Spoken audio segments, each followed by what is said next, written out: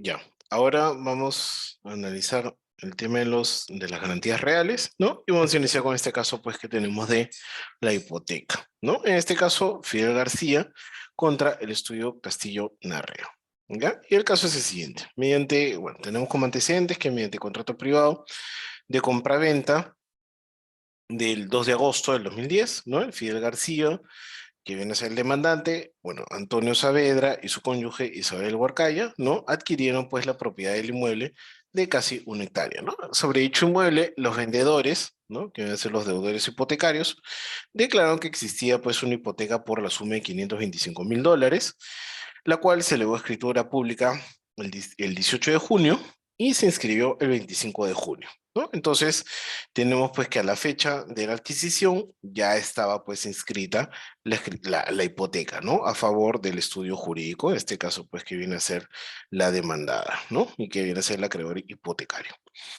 Bueno, tenemos como petitorio de la demanda que el señor pues Fidel García interpone demanda de otorgamiento de escritura pública de cancelación de hipoteca, ¿no? Que afecta pues el inmueble propiedad del demandante, ¿no? Entonces exige, ¿no? Que se formalice esta cancelación de la hipoteca para finalmente pues levantar la hipoteca y el inmueble pues se encuentre libre de todo gravamen, ¿no? El demandante señala que el estudio Castillo Narrea, lo demandada, ¿no? Se rehúsa pues a suscribir el negocio unilateral de cancelación de hipoteca del 25 de mayo del 2010, el cual está contenido pues en la escritura pública del 23 de febrero del 2011, pendiente de ser suscrita, ¿no? O sea, está en la notaría y que todavía pues no se formaliza porque falta pues la firma de la demandada, ¿no? A través del cual se declara unilateralmente que se cancela pues la hipoteca sin dar mayor pues explicación ahí, ¿no? Entonces tenemos como resumen de los hechos que el 25 de mayo se suscribe, ¿no? Este documento privado de cancelación unilateral de la hipoteca, ¿no? Por parte del estudio. El 18 de junio recién se eleva escritura pública la constitución de la hipoteca, se inscribe el 25 de junio, ¿ya? Es decir, la escritura pública de la constitución y la inscripción de la constitución de la hipoteca son posteriores al acto de cancelación, ¿no? Es decir, primero declaro unilateralmente que voy a cancelar una hipoteca que más adelante recién se libre escritura pública y se inscribe, ¿no? La compraventa es del 2 de agosto y la escritura pública pendiente de suscripción por parte del estudio es del 23 de febrero, ¿no? Entonces, entre la declaración unilateral y la cancelación o la escritura pública de cancelación, que este es el acto que se pretende formalizar, ¿no? Ocurrió pues el tema de la inscripción de la hipoteca, ¿no? Entonces, ahí para tener pues en consideración justamente ese elemento, ¿no? Ya, entonces primero declaración unilateral de cancelación, luego la escritura pública de la Constitución y luego la inscripción de la Constitución, la compraventa, ¿no? Y posteriormente la escritura pública pendiente de formalización, ¿ya? Entonces así sucedieron los hechos. El estudio Castillo Narrea señala, ¿no? Que el acto solicitado requiere pues la observancia de la forma prescrita bajo sanción de nulidad, cuyas exigencias normativas lleva pues a la conclusión que el acto denominado cancelación de hipoteca sea un documento que contenga un acto jurídico válido, ¿no? Agrega que no es jurídicamente posible declarar la cancelación de la hipoteca antes de que ésta llegue a tener existencia o se hubiera formalizado. Bueno, pues la parte recurrente pretende se suscriba mediante escritura pública, una que levanta la hipoteca, cuando ésta no se encontraba formalizada mediante escritura pública y mucho menos inscrita, ¿no? Entonces, acá lo que señala el estudio son dos cosas, ¿no? Primero, no me puedes exigir de que formalice un acto que es nulo, y es nulo porque no cumplió con la forma prescrita que viene a ser la escritura pública, ¿no? Entonces no puedo formalizar un acto que es nulo. Y segundo, lo que señala es que esa cancelación, ya como declaración unilateral, no tiene mayor, digamos, o no puede ser, ¿no? Formalizada, porque se trata de un acto de cancelación de un derecho que surge después, ¿no? Entonces, como esta cancelación es anterior a la hipoteca, no puede ser formalizada, ¿no? Entonces, ahí es lo que señala en este caso, ¿no? Entonces, viene a ser pues un acto que no es jurídicamente posible, ¿no? ¿Ya? Porque no puedo cancelar algo que todavía no existe, ¿no? Entonces, primero existe, lo cancelo, ¿no? No cancelo y luego existe, ¿no? Eso no tiene, pues, mayor sustento a criterio, pues, de la demandada, ¿no? En este caso. Entonces, señala que la hipoteca se constituye, pues, por escritura pública, esta es la formalidad, salvo disposición diferente de la ley, ¿no? Esto es lo que señala el 1098. ¿No? Del Código Civil, ¿no? Lo que lleva a concluir que al momento de la suscripción del documento denominado cancelación de hipoteca, no existía hipoteca constituida y mucho menos válida, ¿no? Que es lo que se señala acá, ¿no? Siendo pues que en el caso de la revisión, la declaración de cancelación de hipoteca se debe realizar conforme a las estipulaciones del 1413, ¿ya? Del Código Civil, es decir, mediante escritura pública. Sin embargo, en el presente caso, la cancelación de hipoteca se realizó mediante documento privado, ¿no? Que es el que tenemos este acto de el 25 de mayo del 2010, ¿no? Entonces, como la cancelación, pues, no tiene la forma de la escritura pública, sería, pues, por tanto, pues, nulo, ¿no? Ya, a nivel de las instancias, ¿no? Primera y segunda instancia, se le da la razón al demandante, ¿no? Se señala que existe un negocio unilateral de cancelación de hipoteca del 15 de mayo del 2010, el cual está contenida en la escritura pública del 23 de febrero del 2011, la que se encuentra pues pendiente de ser suscrita por la recurrente, ¿no? Entonces, como está pendiente de suscripción, se debe pues formalizar, ¿ya? Estas son las normas involucradas, ¿no? El 1098 que señala pues que la hipoteca se constituye por escritura pública, salvo disposición diferente de la ley. Acá esto lo entiende la demandada como que se trata pues de una formalidad ad solemnitate, ¿no? Por tanto debes cumplir, ¿no? Con esta formalidad si no es nulo. Y adicionalmente también tenemos el 1099, esto no lo señala la parte demandada, pero sí es importante para el análisis de la Corte Suprema y que te señala pues que se inscriba en el registro de la propiedad inmueble, ¿no? O sea, un requisito para la validez de la hipoteca es que se inscribe en registros públicos, ¿no? Acá nosotros habíamos señalado en clase que esta constitución en realidad se refiere pues a la validez, ¿no? Y cuando te habla acá el tema de la validez, no se refiere a la validez del negocio jurídico, sino a la existencia del derecho, ¿no? Existencia o constitución, ¿no? Más bien. Así que esto hay que entenderlo como que acá más bien se refiere, acá donde se constituya, sea válida, hay que entenderlo como que sea válida, y donde habla de validez, hay que entenderla como constitución, ¿no? Y digamos, justamente ahí explicábamos de que no puede tenerse pues esto como un requisito de validez, ¿no? De la hipoteca, ¿no?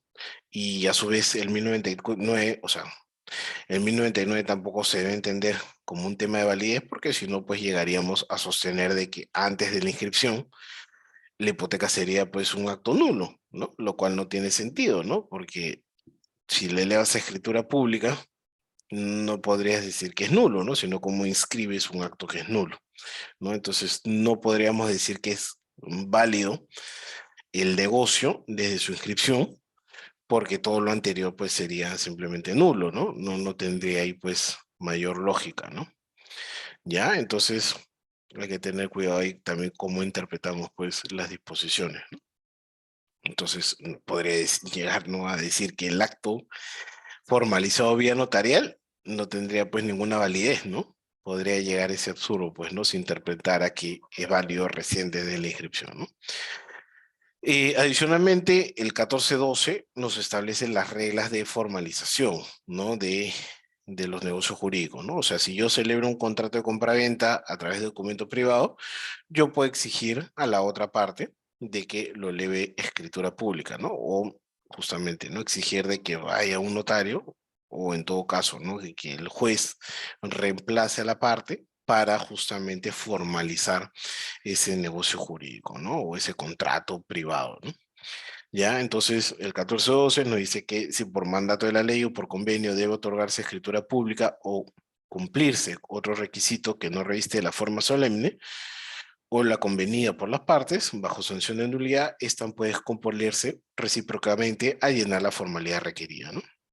Como es el caso del 1098, ¿no? Entonces, si celebra un contrato de hipoteca o una cancelación de hipoteca con documento privado, yo puedo compeler a la otra parte para que lo formalice, ¿no? Para que se eleve escritura pública, ¿no? Eso es como podríamos entender. Sin embargo, si yo interpreto, como propone el estudio jurídico en este caso, de que eso es una formalidad ab solemnitate, ¿no? O de forma solemne, no podría exigirle esa formalización, porque el acto ya sería nulo, ¿no? Entonces no te puedo exigir formalizar algo que ya es nulo. Y de otra parte, el 1413, ¿no? Que señala el estudio, señala que las modificaciones del contrato original deben efectuarse en la misma forma prescrita para ese contrato, ¿no? Es decir, si un contrato es válido, ¿no? Desde su escritura pública, por ejemplo, como sucede con el caso del anticresis, entonces cualquier modificación de ese contrato original también debe seguir pues esa formalidad de la escritura pública, ¿ya? Entonces eso es lo que me señala pues acá el 14.3, ¿ya? Entonces lo que tenemos pues y que ocurre muy frecuentemente en el tema del derecho es que todas estas disposiciones, estos 4 artículos, pueden interpretarse de distintas maneras en lo que refiere al tema de la hipoteca, ¿no? Entonces, claro, el 14.12 y el 14.13 están medianamente claros, pero cuando se trata de hipoteca, ahí surge la duda cómo interpretar de manera sistemática con el 1098 y el 1099, ¿ya? Entonces, aquí es donde surge toda esa discusión, digamos, que ya finalmente ya vimos en clase, ¿no? Ahora, en el caso de manera específica, tenemos que la Corte Suprema, en ese orden de ideas, ¿no? Bueno, conforme, ¿no? Razona anteriormente, llega a la conclusión que para que un negocio jurídico resulte válido, este tiene que observar la forma prescrita por la ley. ¿Ya? Hasta ahí totalmente de acuerdo.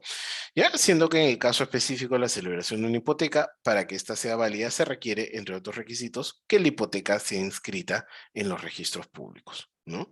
De conformidad con el 140, numeral 4, y el artículo 1099, numeral 3 del Código Civil. Entonces, lo que me dice acá la Corte Suprema es que hasta que yo no inscriba la hipoteca, esa hipoteca es nula, ¿no? Porque toda formalidad anterior a la inscripción registral, llámese documento privado con firmas legalizadas, escritura pública, todo eso es nulo, ¿no? A criterio, pues, de la Corte Suprema, ¿no? Entonces, podemos entenderlo, ¿no? Como señala, pues, la Corte Suprema, que la formalidad ad solemnitate para la validez del negocio jurídico de hipoteca es la inscripción registral, pero llegarías, pues, a la conclusión de que toda formalidad anterior sería pues nula, ¿no? Porque todavía no cumple con la inscripción registral, ¿no? Entonces, no tiene pues mucho sentido pues ese tipo de interpretaciones o este tipo de interpretación que plantea pues en este caso la Corte Suprema, ¿no? Porque llegaría pues a decir de que recién con la inscripción sería válido el contrato de hipoteca y con una escritura pública sería nulo, ¿no? Lo cual pues no tiene sentido, ¿no? Ya, pero bueno, finalmente es una forma pues de cómo interpretarlo, ¿ya?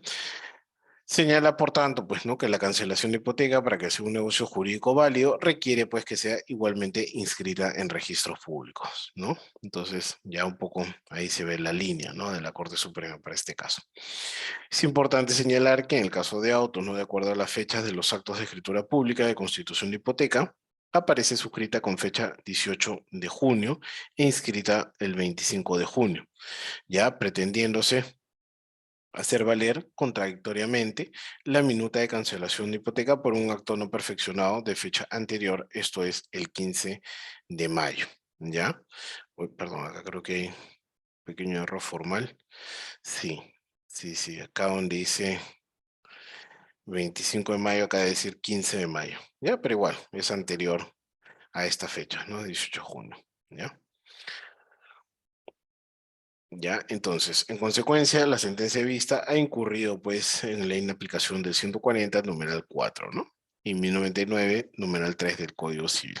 al confirmar pues la sentencia de primera instancia, ¿no? Entonces, finalmente pues a la conclusión que llega en este caso la Corte Suprema es que la demanda pues debió declararse infundada, ¿no? Porque no puedo formalizar un acto que es nulo, ¿no? Que según criterio de la Corte Suprema recién será válido con la inscripción registral, ¿no? Entonces, incluso, ¿no? Con escritura pública, bajo criterio de la Corte Suprema también sería nulo, ¿no? Ya, entonces, bueno, finalmente ahí está una propuesta pues de interpretación. Ya, y luego pasamos al siguiente caso.